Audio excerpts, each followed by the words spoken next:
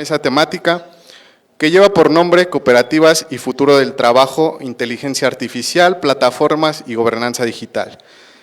En esta mesa nos acompañan el compañero Weimar Guarín, que es su segunda intervención del día de hoy. Démosle un fuerte aplauso, por favor.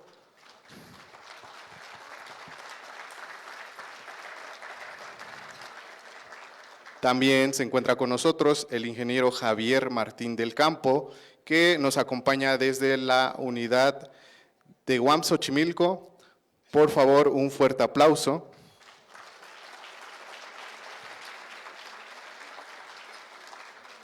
El compañero Hugo Ceballos, de la Red de Nodes de la Ciudad de México. Recibámoslo.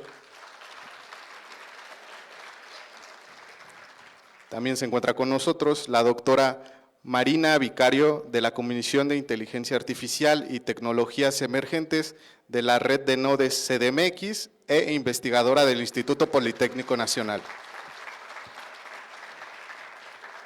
Y la persona que es encargada de moderar esta mesa es el doctor Alejandro Espinosa Yáñez, que nos acompaña de la Universidad Autónoma Metropolitana, Unidad Xochimilco.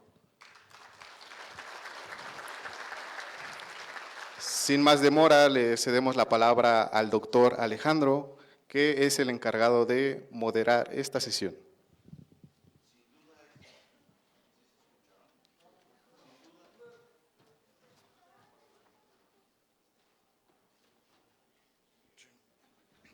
Hola, buen día.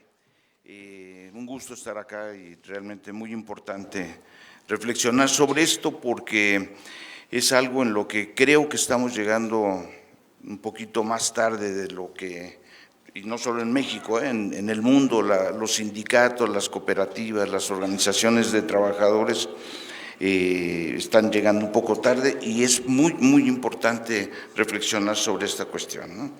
Estamos hablando de algo que justamente hoy en una entrevista con uno de los tecnólogos más importantes de inteligencia artificial, él comentaba sobre la necesidad de bajar algunos gramos de energía porque está en riesgo la humanidad, así lo planteaba, ¿no? Me parece una cuestión fatal, pero realmente sí vale la pena entrarle a esto, sobre todo desde una visión colectiva para poder entender, ¿no? Tenemos frente a esto, rápidamente por una cuestión de tiempo, cómo hay una acumulación por desposesión de saberes colectivos que se están materializando en las máquinas, esas máquinas que consultamos y que justamente son la base material de la inteligencia artificial, ¿no?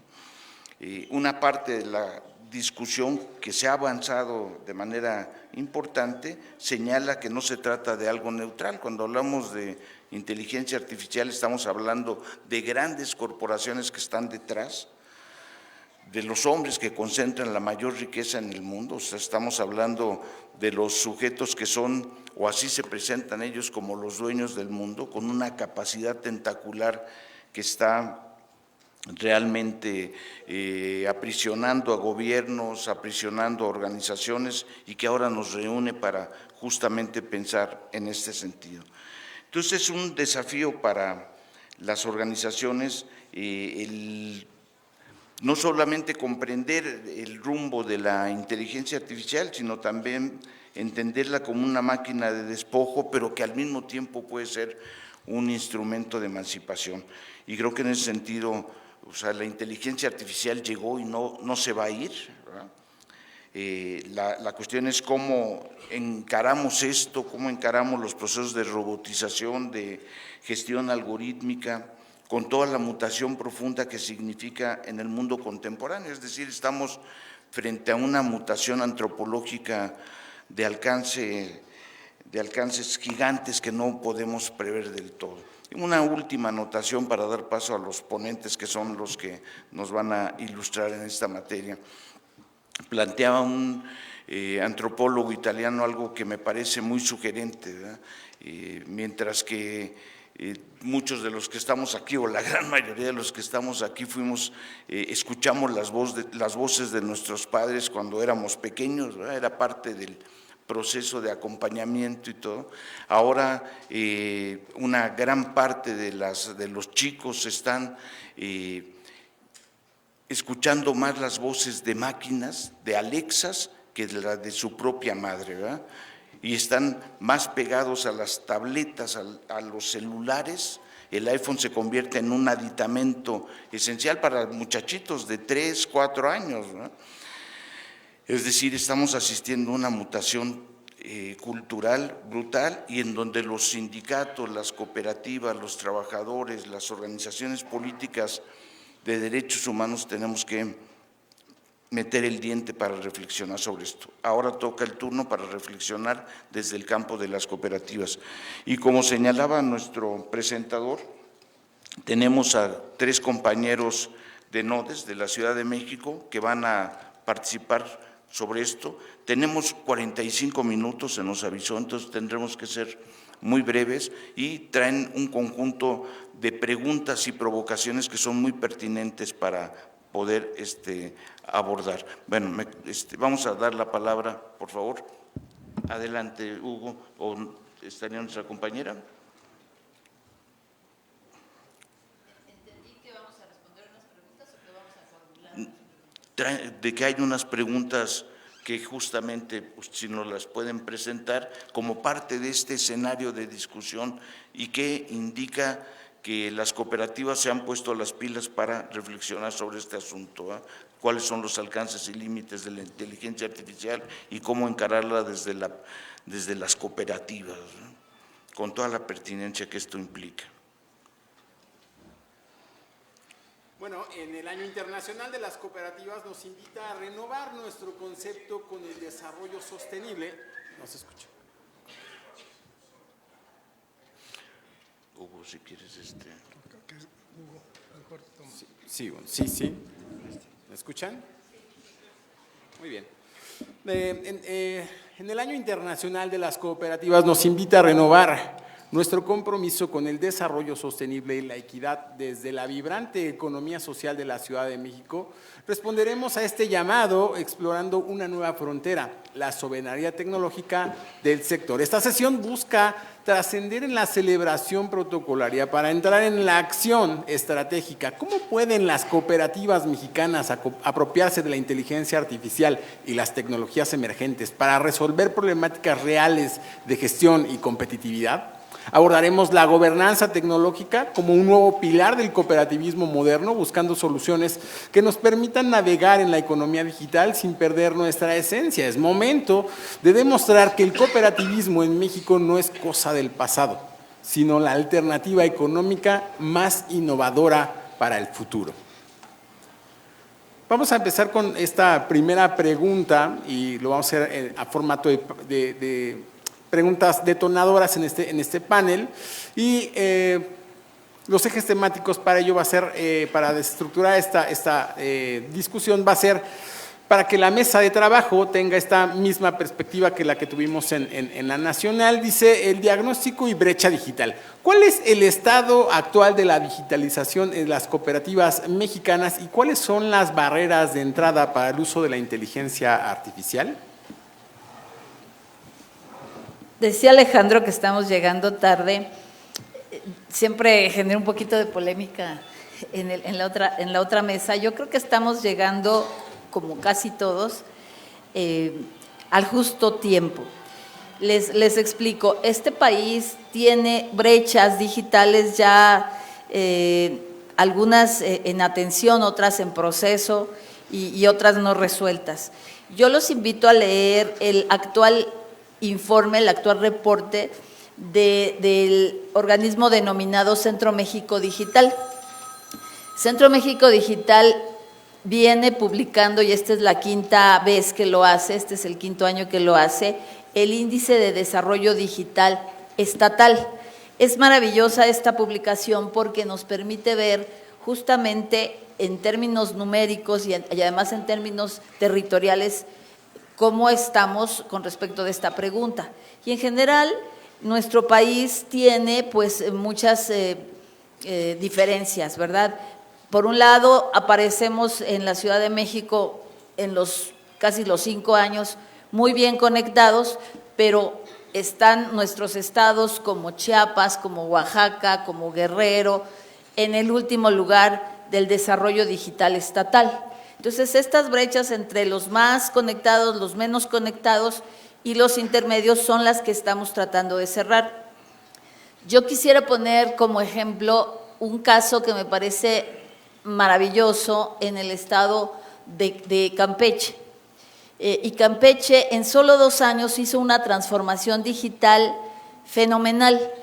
¿Cómo hizo Campeche para hacer esa transformación digital? Bueno, movilizó varias de sus hélices, puso a todas las instituciones de educación superior, como la que yo represento, el Politécnico, pero en este caso en el Estado, puso a sus jóvenes a trabajar, por un lado, desarrollos digitales para el gobierno y por el otro lado, a preparar a esos jóvenes para poder hacer emprendimientos.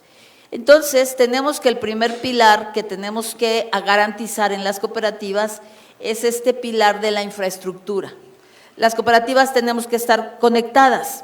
Esta brecha de infraestructura y conectividad es una brecha que en términos de desigualdad pues tenemos que combatir. Pero no es suficiente con tener fibra óptica, tener satélites de órbita baja, no es suficiente con eso. Nosotros necesitamos cultura digital. De hecho, el mayor reto, de acuerdo al informe de este año, de esos 5 años, el mayor reto sigue siendo cultura digital. Y aquí yo quisiera hacer un llamado a las damas.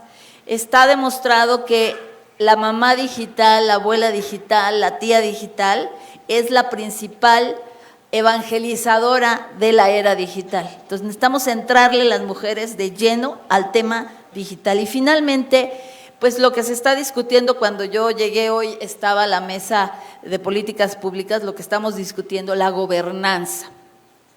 Porque para atender este riesgo de la humanidad, ¿verdad?, para entender esta nueva antropología, para poder estar en ese lugar donde se hacen las leyes y los marcos que nos guían, tenemos que estar justamente informados y presentes en una acción de gobierno conjunta. Entonces, necesitamos iniciativas legislativas, necesitamos hacer estas mesas de trabajo y llevar a los legisladores estas fórmulas que nos interesan a los cooperativistas para que se blinden algunos elementos que tienen que ver sobre todo con los sesgos, que tienen que ver sobre todo con los datos. Y bueno, pues no podemos hacernos a un lado, tenemos que estar ahí. Gracias.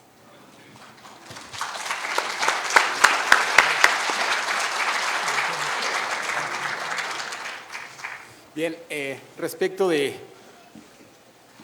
tema de la gobernanza, es importante mencionar que respecto de lo que hay en México en avances sí es muy pobre, ¿no? Tenemos referencias, por ejemplo, de la IA Act, ¿no?, de Europa, que es una ley ya para inteligencias artificiales muy avanzada.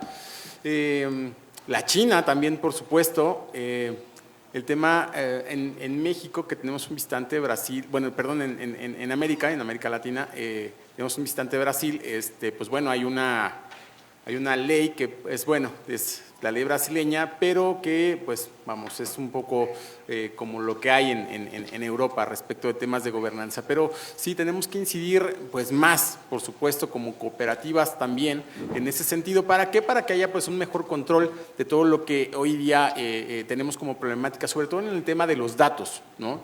El tema de los datos es muy importante. ¿Por qué? Porque entramos hoy a muchas plataformas y no sabemos en dónde están nuestros datos, si se quedan en el país o a dónde se van.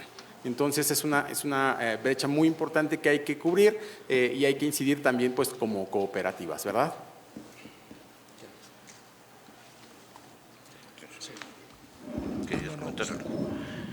Bueno, esta es una parte de la discusión y, como se señalaba, pues es un objeto de disputa, porque si revisamos en una parte de América Latina el peso de los algoritmos en definiciones políticas, nos damos cuenta del peso que está teniendo la inteligencia artificial a través del manejo de las emociones, de esto que señala el capitalismo de la vigilancia, la capacidad de predecir comportamientos, la forma de encauzar comportamiento. Creo que es algo que realmente está abriendo un horizonte de preguntas, de interrogantes no resueltas de manera suficiente.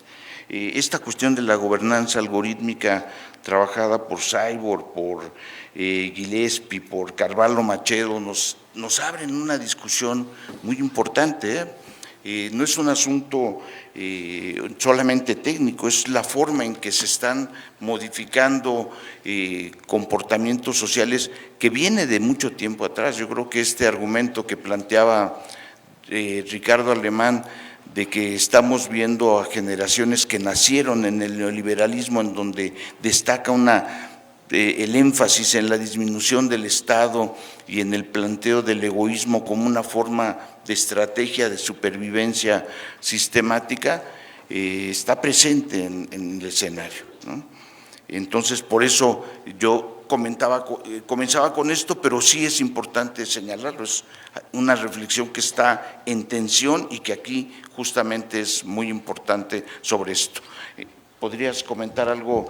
Tenemos acá a nuestro invitado colombiano, ¿verdad? Weimar Guarín. Entonces, vamos a darle la palabra para responder a parte de estos desafíos. Muchas gracias. Bueno, hablar de brecha digital, les voy a contar un poco sobre mi país, un país muy parecido a México, pero con una característica: nosotros somos la cuarta región más difícil acceso del mundo, con Cachemira, algo en la India, Nepal y Bolivia. La cuarta es Colombia, porque se divide la cordillera de los Andes en 3.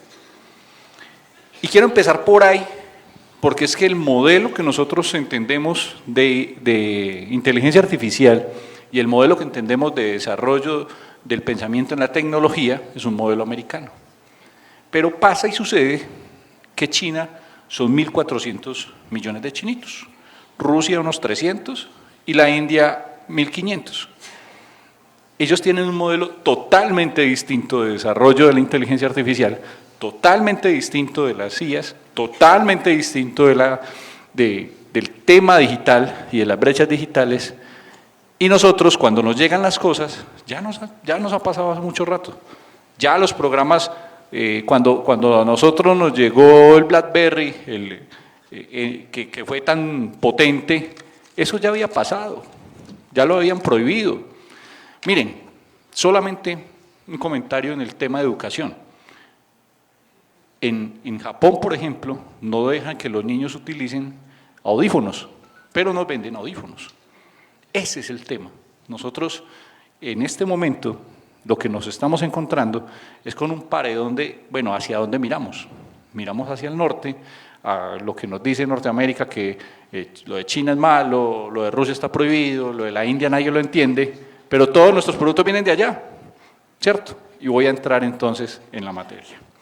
En mi país, voy a contarles un poco sobre ese tema, el 70% de la población está en las ciudades, no está en el campo, está en las ciudades, ¿cierto?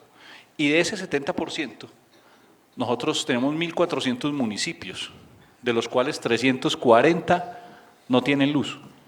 Y los que tienen luz tienen plantas de la Primera y Segunda Guerra Mundial de ACPM. Entonces no están interconectados. Entonces cuando hablamos de brecha digital, no es si entendemos o no entendemos un programa, no, es si podemos o no podemos acceder a ese programa. Entre otras cosas, porque los niños hoy, lo dijo ahorita el compañero, vienen con el chip. Nosotros decimos que los niños ya vienen con el chip. El niño a los 4 años ya tiene su tablet, ya maneja, a los 5 años ya maneja perfectamente una tablet. Y eso Stephen Jobs lo planteó muy bien. Todo aparato que tenga 3 botones y cada botón 3 funciones y que un niño de 5 años pueda desarrollarlo, pueda manejarlo en 5 minutos, es exitoso. Y eso nos metieron, ahí nos metieron, en ese cuento. Y nosotros no hemos podido entender eso. Entonces nosotros peleamos con eso, algunos son más conservadores y dicen que los niños no debieran tener internet, no debieran tener computadores y no debieran tener tablets o celulares, y eso nos está cambiando los niños, claro. Pero ¿cómo hace usted cuando es que el que produce lo que está viendo el niño no es de acá. Entonces, Dora la Exploradora, Pepa, todos estos programas de contenido no son nuestros. Nosotros no estamos vendiendo los contenidos para educarlos, ¿cierto? Tenemos ese aparato y ahí entramos en una dificultad. Bueno, el desarrollo de los aparatos, del Internet de las cosas, en nuestros países latinoamericanos los han hecho las empresas y ustedes además tienen acá uno de las personas que más ha avanzado en el mundo en ese tema, que es Carlos Slim, ¿cierto? Se compró todas las parabólicas de mi país y inmediatamente tienes el acceso a todos los municipios, a toda la forma de comunicación, porque claro, era la forma que había y después le metes a esa fibra que era para parabólicas, que era para perubólicas, lo llamamos nosotros porque nosotros consumíamos todo lo de Perú y lo de Venezuela, no producíamos nosotros, y le mete entonces también internet y después le mete celular, le mete telefonía y ya. Entonces miren que el desarrollo de las tecnologías lo ha dado en las empresas privadas y las empresas privadas a donde vean que hay personal que consuma para que sea viable esa antena, para que sea viable esa plataforma y etc. Y podemos continuar.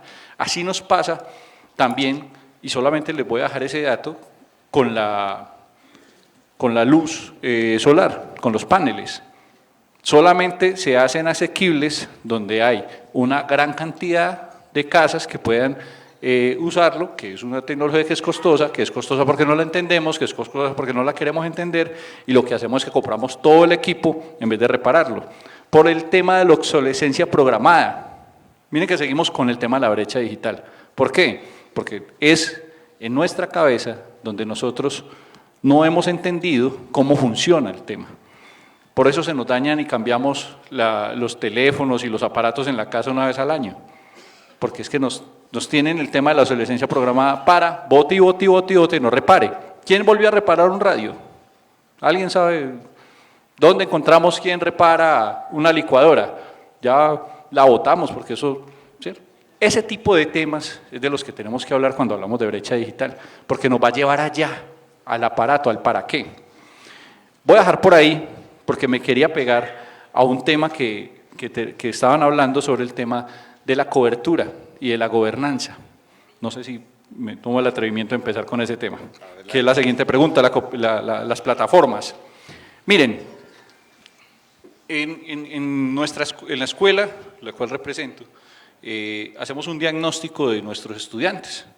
De esos estudiantes, el 7% tienen Twitter y están en todo el país. El diagnóstico en el país es casi el 5% tienen Twitter, pero los políticos de mi país se eligen por la encuesta de Twitter. ¿Quién está eligiendo los políticos de mi país? ¿A quién está escuchando el político en mi país? ¿Cierto? Más o menos un 30% tienen Facebook y lo tienen de los 22 a los 40 más o menos. Ya ni los niños ni las personas mayores tienen Facebook. Pero ¿eso qué nos representa a nosotros? Que podemos tener un repositorio donde la gente va a saber qué es Facebook y ahí tenés alojado algo, ¿cierto? Que tú puedes dar clases por Twitter, por X, pero ¿para qué si solamente el 7% sabe qué es eso o baja ese programa en su teléfono? Entonces miren cómo diagnosticar y saber en qué plataforma trabajar, porque hoy el tema no es cómo le llega la información. Antes el problema de nosotros siempre eran los aparatos. Yo quiero tener celular muy bueno. Ahora todos los celulares son los mismos. Todos los celulares tienen las mismas funciones, unos más que otras, otros se mejoran, la calidad, la conectividad. Pero ahí es donde empezamos a mirar cuál es la plataforma. Cuando hablamos de plataformas, nosotros, las cooperativas, las organizaciones sociales, somos los que tenemos que adaptarnos a cuál es el que ve el público, cuál tienes ahí. ¿Tú en qué te conectas? TikTok. Claro, ¿para qué es el TikTok? Cuando empiezas a ver para qué es el TikTok es para ver recetas, el TikTok es para ver novelas, el TikTok es para ver chistes. Por ahí se rieron, bueno, ya veo que sí, es para eso que lo utilizan. El tema del TikTok, ¿para qué es? ¿Pudiéramos enseñar por TikTok? ¿Pudiéramos pasar una convocatoria de una asamblea de una cooperativa por TikTok? No. ¿Sí? ¿También? Ah, bueno, mire, el uso de las tecnologías. Claro, 450.000 vistas en una hora de una asamblea de una cooperativa. Es grande el espacio para poderlo citar. Pero cuando empezamos a hablar de gobernanzas digitales, ya entonces tenemos que hablar de qué sabemos. Levanten la mano quienes saben Word, manejan Word. Bueno, ahora levanten la mano quienes conocen un programa que se llama OpenOffice. Muy bien, muy bien. En mi país nadie lo conoce porque está prohibido además. Y está prohibido porque Microsoft regala las licencias. Entonces, sencillamente en las escuelas y en las universidades no permiten manejar software libre, Ubuntu, OpenOffice, programas gratis, porque para el gobierno es como si fuera pirata, como si fuera robado, si no lo pagas. Entonces, miren cómo las plataformas empiezan a hacer, entonces, bueno, la gobernanza y la plataforma. Cuando empezamos a trabajar con inteligencia artificial, ¿quiénes de ustedes han hecho actas con inteligencia artificial? Hay muchos programas, muchos, que simplemente tú le pasas los datos que se trabajaron y te hacen el acta. Eso es una herramienta. No es que sea la inteligencia, no es que sea el celular el que va a ir a la asamblea. Es una herramienta, ¿cierto? Y hay que entenderlo como herramienta. Y aprender a manejar muchas herramientas. Herramientas que te van a hacer fácil la vida y que te van a poder ayudar en otras cosas. Una pregunta. ¿Quiénes de ustedes han utilizado Gemini o ChatGPT para hacer proyectos, por ejemplo, de cooperación, para montar en plataformas de proyectos de cooperación a través de Gemini o de inteligencia artificial? Levanten la mano, ¿quién? 2, 3, 4. Bueno, miren, ustedes tienen un buen uso de las tecnologías, pero ¿cuántos de ustedes nunca no sabían que uno puede hacer un proyecto y un formulario de un proyecto a través de Gemini o de inteligencia artificial para presentar un proyecto a su municipalidad? Levanten la mano, ¿quiénes no sabían de eso? No sabían de eso. Bueno, estamos más o menos igual. Entonces, miren que el tema de las plataformas hoy no es un tema de si satanizamos o no satanizamos el uso de la inteligencia artificial.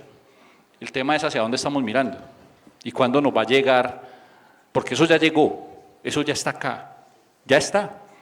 Ahora es cómo lo vamos a utilizar y cuándo vamos a empezar a utilizarlo como herramienta para ayudarnos, no al contrario, porque yo pensaría que incluso dejar la educación de los hijos al celular, a Pepa o a Dora la Exploradora o a todos esos jueguitos puede ser muy peligroso y lo es, ¿cierto? Si no tiene la interacción, si no hay el acompañamiento, si no está el padre, si no está el amigo, si no hay la interacción social.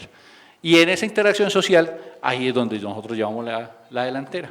Y es donde nosotros debemos de pegarnos. No es satanizar el uso de la inteligencia artificial, es cómo mediamos para que esa inteligencia artificial sea parte de cómo aprendemos, por ejemplo, parte de cómo nos ayudamos a trabajar, pero no que sea nuestra vida, porque ya también tenemos el ejemplo de Japón y los invito a que vean las cifras. Los jóvenes se suicidan, el mayor problema en el Japón con la juventud es que se suicidan porque lo tienen todo garantizado y sencillamente ya no encuentran, ahora les llaman la generación de cristal, tienen muy baja tolerancia a perder. Entonces pierdes un juego que llevas un mes jugando, encerrado en una casa, comiendo nada más fideos, pierdes el juego y te suicidas. ¿Cierto? Entonces no ha jugado fútbol, nunca se ha tomado unas chelitas en la esquina, nunca ha tomado un mezcalito. Bueno, dejo hasta ahí.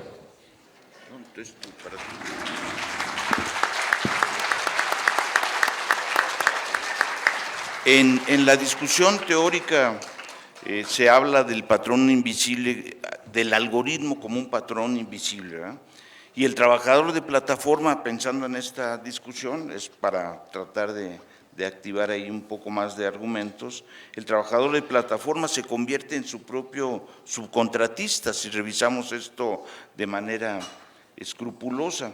Las plataformas digitales establecen jerarquías invisibles, controlan tiempo, ruta y rendimiento mediante datos, supervisión algorítmica sin empleador visible, es decir, el capital controla sin asumir responsabilidades y el trabajador obedece sin tener derechos. Ese es lo que estamos viviendo en términos del capitalismo de plataforma. ¿Cómo podemos encarar desde desde el cooperativismo, cómo podemos encarar estos problemas, cómo enfrentar algo que ya está presente, que está, bueno, lo podemos ver en nuestra ciudad, si nos asomamos en las noches y a cualquier hora del día para ver los desplazamientos, ¿no? Buenos Aires es un ejemplo claro que lo estuvimos viviendo hace pocos días.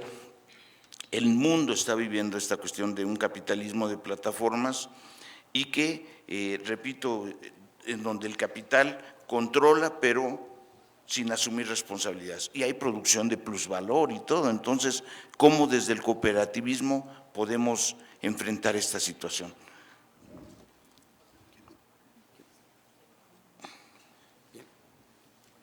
Hace un par de años, junto con la doctora Marina Vicario, participamos en un evento que se llamó Ideatón para la Transición Energética, promovido justamente por la actual presidenta.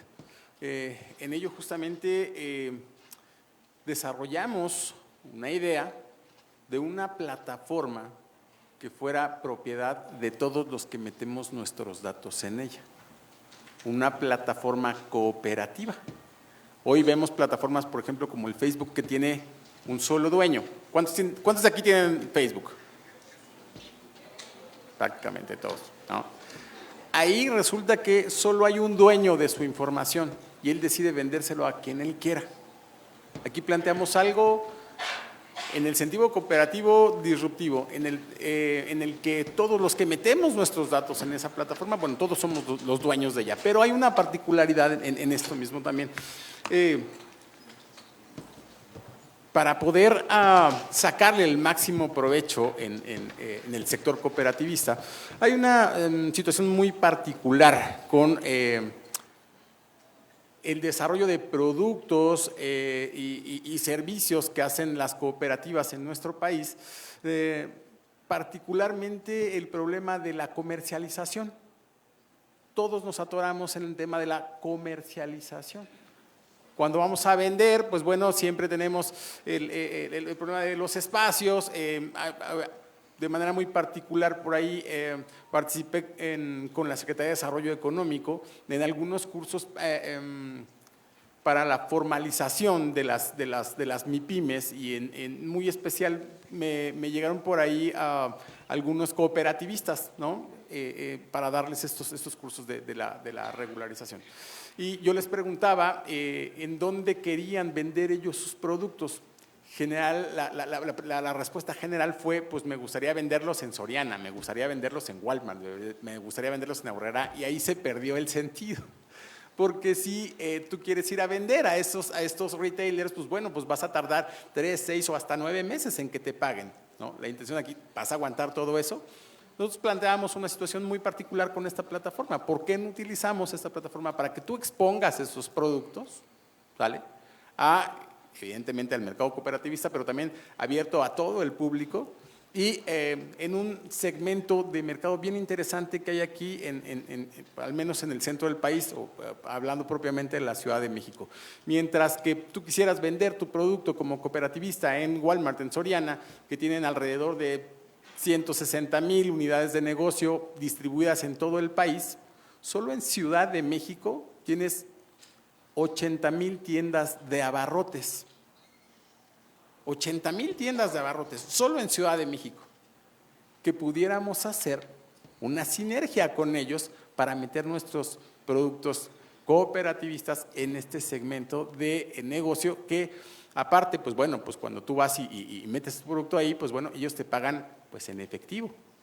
La cuestión aquí es, sí, estamos viendo la forma de cómo hilar esta plataforma con este segmento de mercado que es súper interesante porque al tiempo, pues bueno, la intención es que pues tengamos esta plataforma de consumo colectivo. Y en esta plataforma de consumo colectivo, pues bueno, podamos hacer uso de ella para tener una mayor rentabilidad, pues por supuesto, en nuestras ventas y por supuesto también de todo lo que sería el ambiente cooperativista. Sí.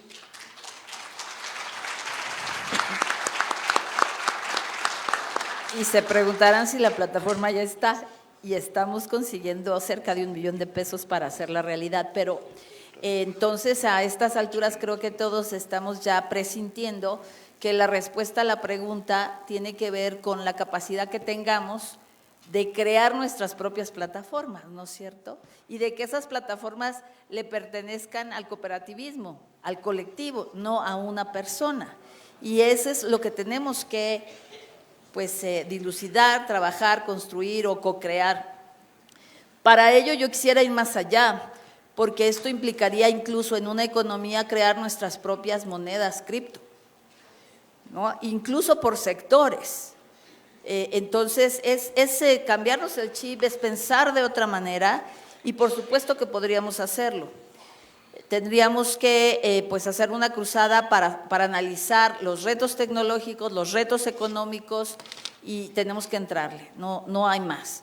Esta necesidad de tener soberanía a través de las plataformas, pues yo me anoté algunas cosas, sobre todo en la preocupación de este trabajo futuro. Fíjense que yo aplaudo que nuestro país tiene esto que se critica tanto de lo que nos da el gobierno, ¿no es cierto?, estos abonos mensuales a los abuelitos o a la gente que no trabaja o a las madres solteras. Bueno, esto se llama salario universal. Y ese salario universal somos de las pocas naciones que lo estamos ensayando, aunque no le llamamos así. En el futuro de esta era digital, cuando tengamos muchas cosas autónomas, esto va a funcionar muy bien. Por ejemplo, el otro día le pregunté a un taxista de un Uber que qué iba a hacer el señor ahora que vinieran los autos que ya están funcionando en Estados Unidos sin conductor. Y dijo, pues Uber ya nos explicó, yo voy a ser dueño de mi unidad y esa unidad me va a dar regalías, ¿no? Entonces, hay que analizar todas las leyes en cada uno de los países para que estas cosas se blinden y sucedan.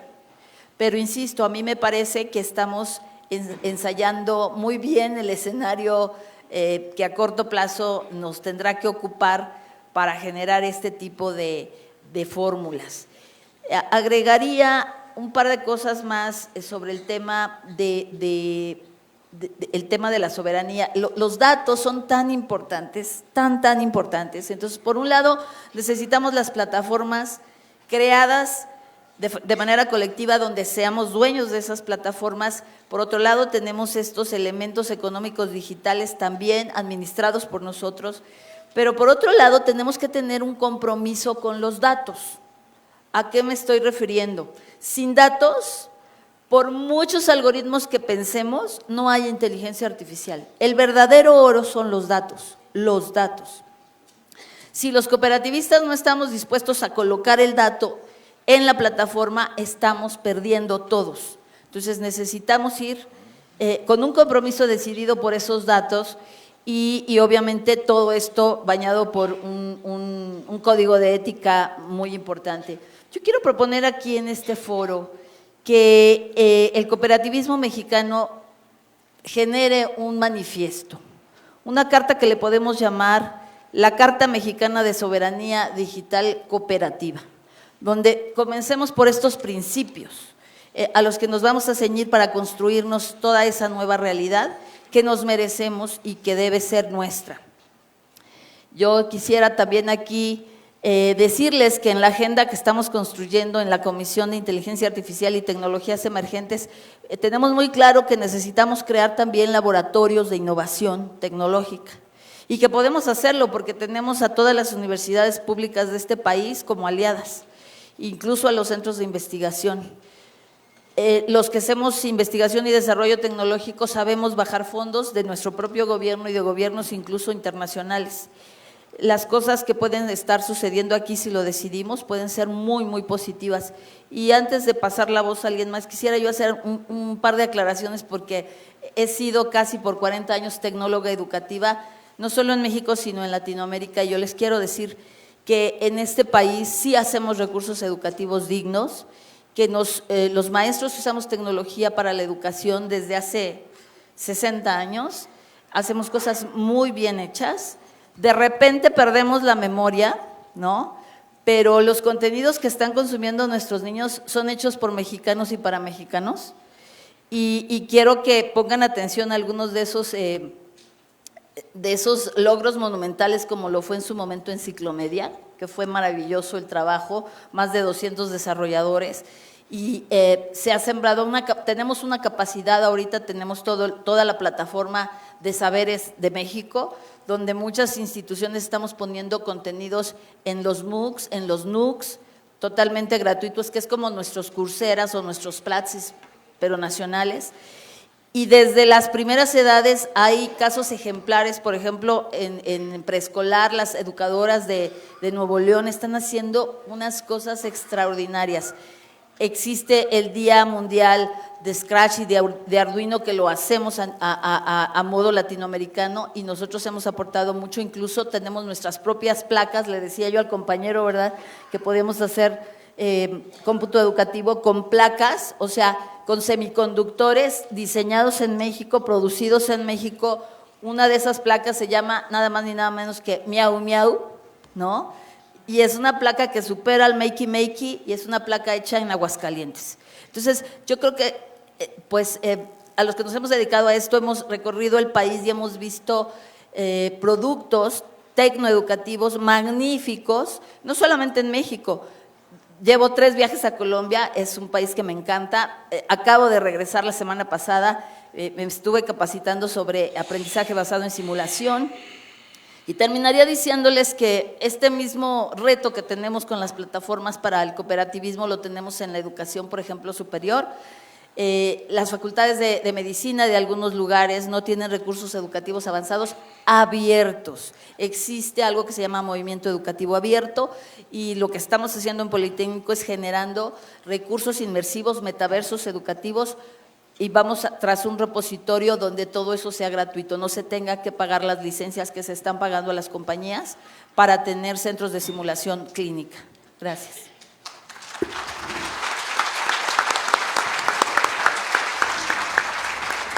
Quizá como anuncio, pero realmente es para articular esfuerzos. En Guamas, Capozalco, surgió la primera licenciatura en nuestra universidad de inteligencia artificial, y sacaron recientemente un código de ética muy importante para revisar los mecanismos de regulación que deben estar presentes, ¿no? Es un código de ética para la universidad, para la licenciatura, pero creo que puede articularse con esta importante iniciativa de pensar en un cooperativismo que no está a la defensiva, sino que está proponiendo cosas, que está tomando iniciativas tan importantes como esto, y que forma parte, aunque se oiga muy grandote, también de una batalla cultural, ¿no? Porque el cooperativismo está encarando la desaparición del nosotros, está volviendo a traer a la memoria, oigan, reflexionemos desde esta dimensión colectiva, está encarando algo que también podemos observarlo con mucho, lo que está presente en la realidad, la erosión de representaciones colectivas, la individualización y competencia permanente. Entonces me parece que los desafíos del cooperativismo son múltiples: trabajar, dar los datos, entrar a la escena, atreverse a jugar justamente en este escenario grandote. El año pasado en La Rioja, cuando esto se planteó, no fue muy bienvenido por parte de los compañeros de las cooperativas que estaban ahí, de Brasil, de Uruguay, etcétera, de muchos países de América Latina. Por eso decía que, a veces de repente decimos, no, pues no le quiero entrar a esto, ¿eh? Porque hay campos de seguridad que hemos construido más, pero yo creo que ahorita se está abriendo un espacio y además es súper pertinente entrar a esta discusión. Estamos ya en el cierre, entonces pediríamos que pudieras tú participar para ya ir finalizando esta mesa, por favor.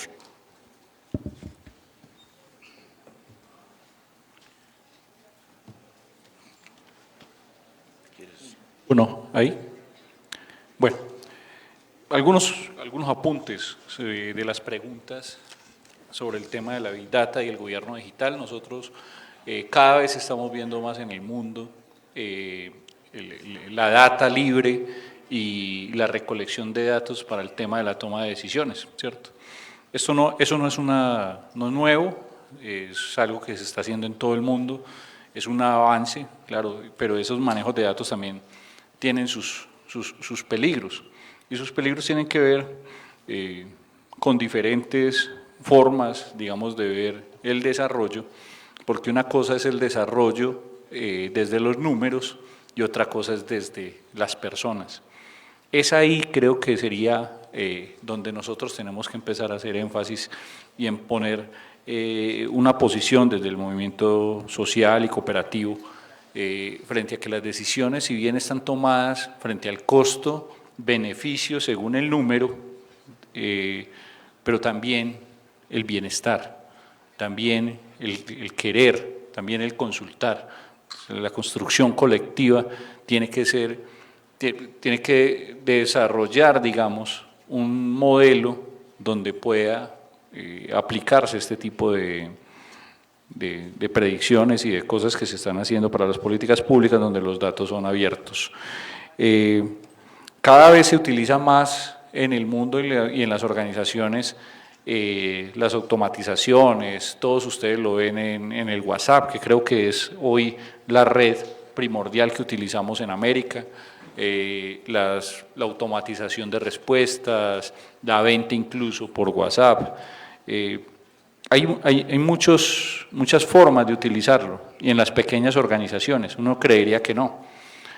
Cuando usted empieza a hacer un diagnóstico y empieza a rastrear en su barrio y se da cuenta que por ahí la entidad que hace las estadísticas tiene un estudio, pero usted no lo conoce y la inteligencia artificial te lo trae, eso va generando la posibilidad de esos datos abiertos, que es que dato abierto no es solamente que esté la ley, es que estén realmente los datos abiertos para cuando se necesiten y para lo que se necesiten, ¿cierto?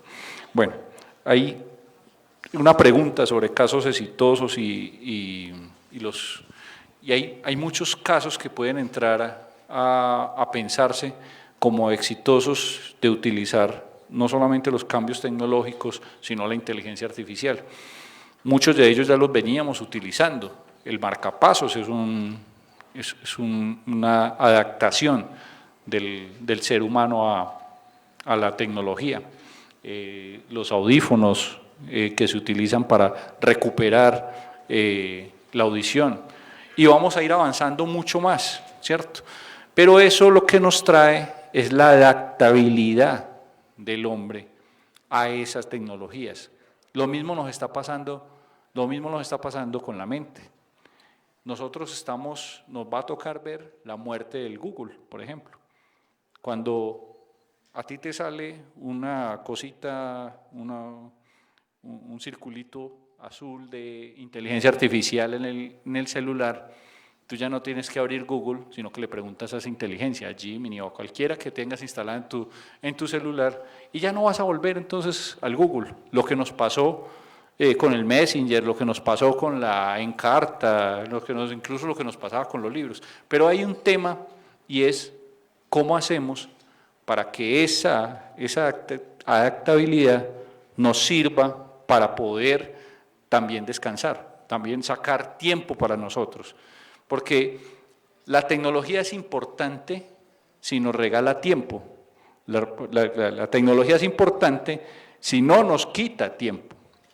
Porque si te la pasas todo el día viendo TikTok y ya no haces el trabajo, sí, todos tenemos una amiga que todo el día se ríe sola porque está viendo TikTok, ya ni quiere hablar con nadie porque está hablando con TikTok, pero también es importante, si vos hacías 200 cálculos, solamente con meter un Excel, él te hace las estadísticas y te hace las tablas.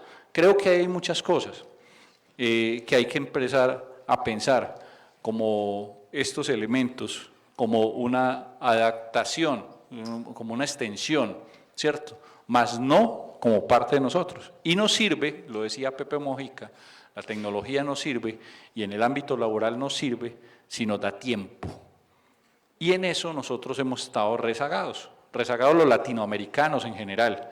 Esa promesa que nos han hecho los europeos de que vamos a trabajar 40 horas nomás semanales, de que vamos a trabajar 30 horas semanales, o como hacen en Dinamarca, vienes a trabajar 3 días, tranquilo, te seguimos pagando lo mismo. Bueno, es hacia allá donde debiéramos estar apuntando. No debiéramos estar apuntando a, no, tranquilo, lleves el computador para la casa y trabaje desde su casa. No es esa la tecnología que debiéramos estar utilizando y el uso que le debiéramos estar dando. Debiera ser, trabaje, sea más efectivo en su trabajo en su oficina, ¿cierto? Y pueda disfrutar más, porque tiene el tiempo, porque ya no estás tan pegado al trabajo y mucho menos a la empresa. Hay casos en temas de herramientas para poder optimizar cosas en la vida cotidiana, en los formatos, lenguajes. El tema del lenguaje hoy es algo que rompe fronteras. O sea, ya tenemos que pensarnos no como las personas de acá, de México, en el caso de ustedes, sino que ustedes en 4 horas están en cualquier país y van a entender no solamente el lenguaje, sino la forma de cómo hablan allá, porque muchas veces ya te has visto toda una novela por el celular, toda una novela. ¿Quiénes de ustedes han visto novelas japonesas que ahorita están de modas? Ya, pues, por ahí más de una viendo novelas japonesas, no me digan que no. Y empiezan a introyectar lenguaje que solamente es de ellos en el lenguaje nuestro. Entonces se combinan ahí las cosas. Voy a dejar por ahí. Muchas gracias por la atención.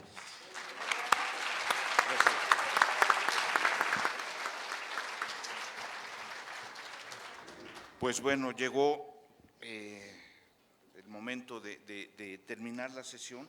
Agradecemos profundamente a nuestros compañeros de NODES Ciudad de México y a Weimar Guarín, compañero de Colombia, por ayudarnos a pensar en algo tan importante como lo que hoy nos reunió, ¿verdad? Esta cuestión de la apropiación de tecnologías emergentes, una cruzada importante para combatir la dependencia tecnológica, el reconocer que las plataformas, pues hay una subordinación disfrazada y el poder machacar esto para también articularse desde el cooperativismo con los esfuerzos de muchos destacamentos de trabajadores que andan aislados y con poca capacidad de articulación. Por eso, muchas gracias a nuestros compañeros. No sé si quieran decir algo ultimito, así muy breve, para ya cerrar. ¿Quieren comentar alguna cosa? Igual. Yo solo invitarlos a acercarse a nuestra Comisión de Inteligencia Artificial y Tecnologías Emergentes a través del NODES Dual que encabeza aquí el compañero Hugo, y que además en el caso de Ciudad de México es el primer NODES en una primaria. Entonces, y a nivel nacional, de hecho, ¿verdad? Sí. Bienvenidos todos los que se quieran sumar, hay mucho trabajo por hacer. Buenísimo. Bueno, sí, de forma muy particular, haciendo este comercial. NODES Dual, todos los NODES de México están principalmente en universidades. Este es el primero que integramos en primaria, y hay un libro maravilloso que tiene la nueva escuela mexicana que se llama Proyectos Comunitarios. En estos proyectos comunitarios lo que hacen los chicos, ¿ahí se escucha mejor? Ok.